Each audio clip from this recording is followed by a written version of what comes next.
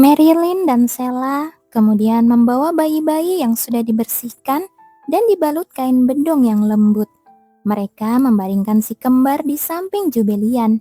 Max yang melihat pemandangan itu merasa dadanya sesak oleh rasa haru. Anak-anak yang dilahirkan oleh belahan jiwanya. Apakah ini yang dirasakan seorang ayah? Bayi-bayi dengan kulit kemerahan yang bahkan belum bisa membuka mata tampak sangat cantik di mata Max. Namun mereka terlihat sangat mungil sampai-sampai dia takut akan melukai mereka jika menyentuhnya. Regis pun sama, dia hanya berdiri mematung, menatap cucu-cucunya dengan penuh kekaguman.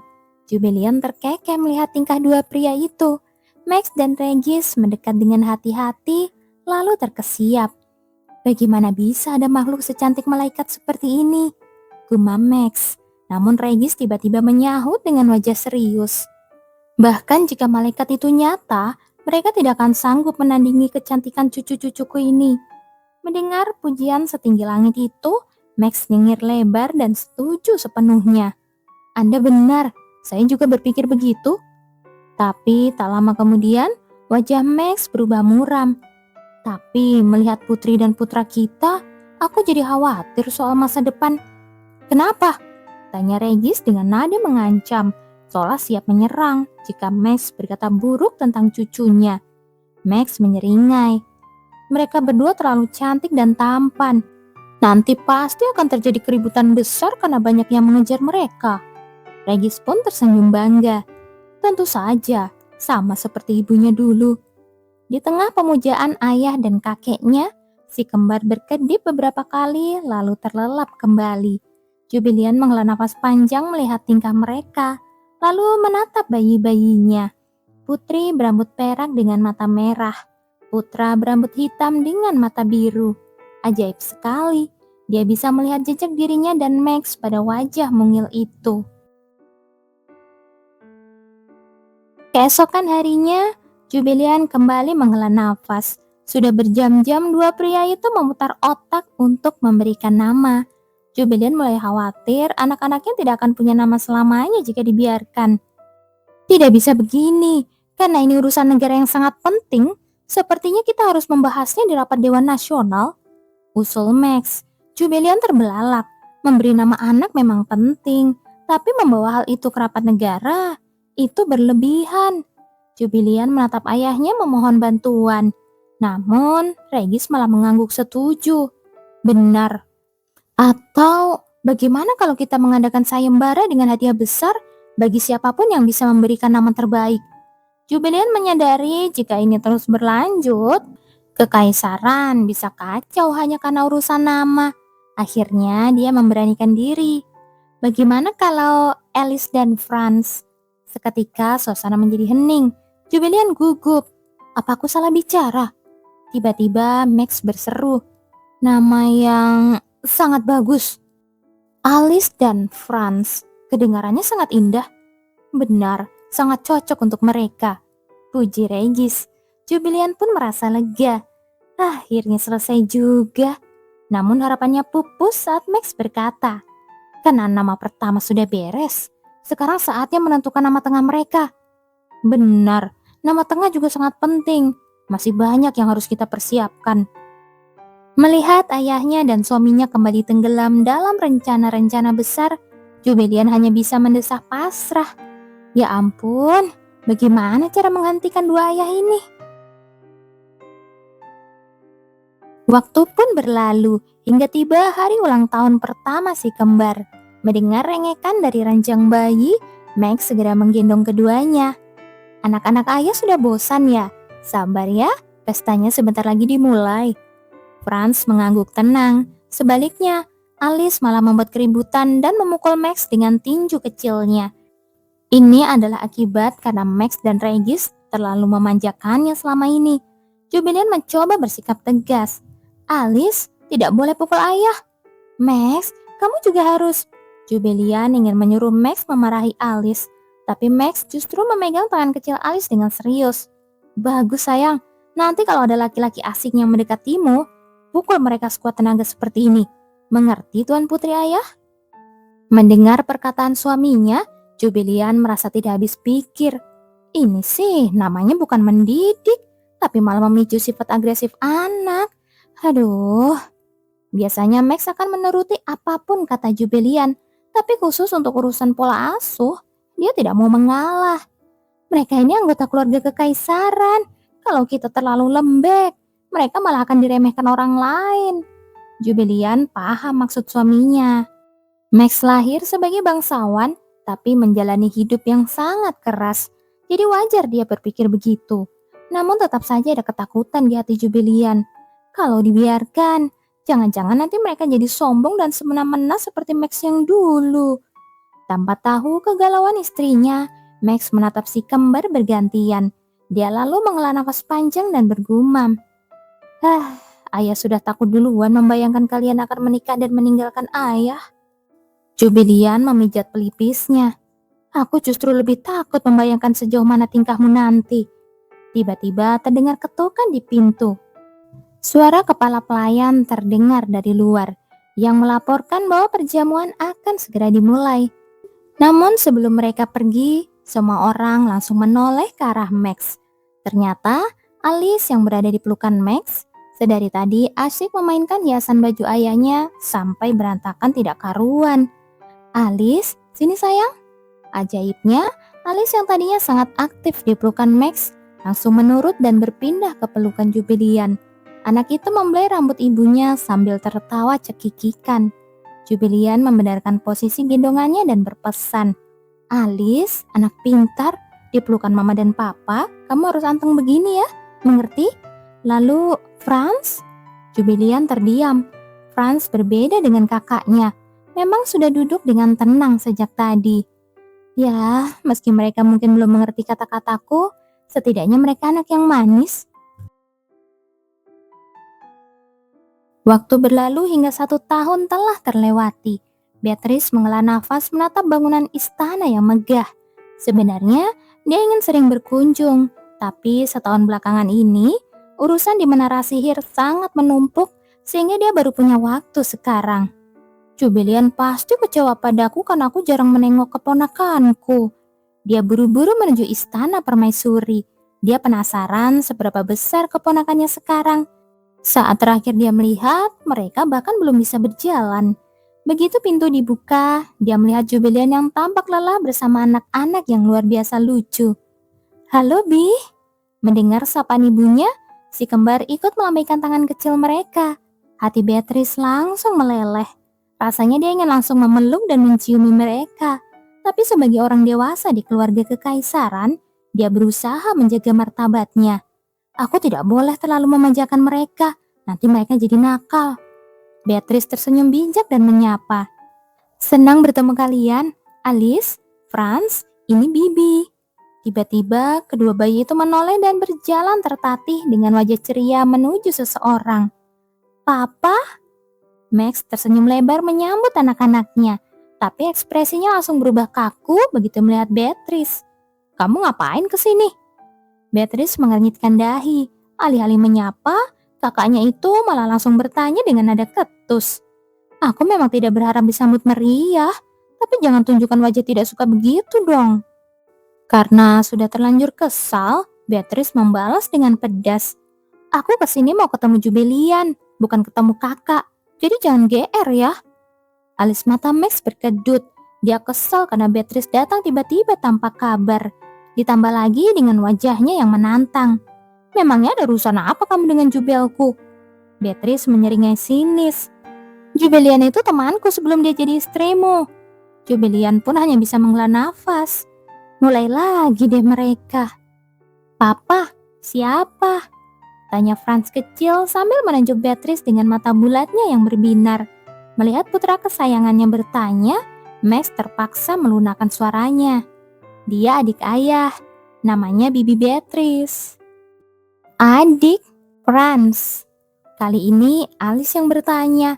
Max mengelus rambut putrinya. Iya, seperti Franz adalah adikmu, Beatrice adalah adik ayah. Kedua bayi itu menatap Beatrice secara bersamaan. Melihat sepasang mata merah dan biru indah menatapnya, jantung Beatrice berdegup kencang. Baiklah, sopan santun itu penting, Tapi karena mereka keponakanku, aku akan izinkan mereka memanggilku dengan nama panggilan khusus. Beatrice berkata dengan nada sok tegas. Panggil Bibi Riz saja. Si kembar memiringkan kepala tak mengerti. Beatrice mengulangi pelan-pelan. Bibi Riz. Sejujurnya dia tidak berharap mereka bisa langsung menirunya. Tapi saat si kembar memanggil namanya secara bersamaan dengan bibir mungil mereka, Beatrice merasa dadanya akan meledak karena gemas. Dia langsung membelai pipi bayi-bayi itu dengan tangan gemetar. Keponakanku tersayang, kalian benar-benar jenius, pintar sekali bicaranya. Semua orang terdiam melihat perubahan sikap Beatrice yang mendadak histeris. Jangan lebay, bagi anak-anakku hal begitu sih biasa saja. Sindir Max memecah keheningan. Wajah Beatrice memerah karena malu. Bukan karena mereka keponakanku ya, tapi mereka memang terlalu lucu.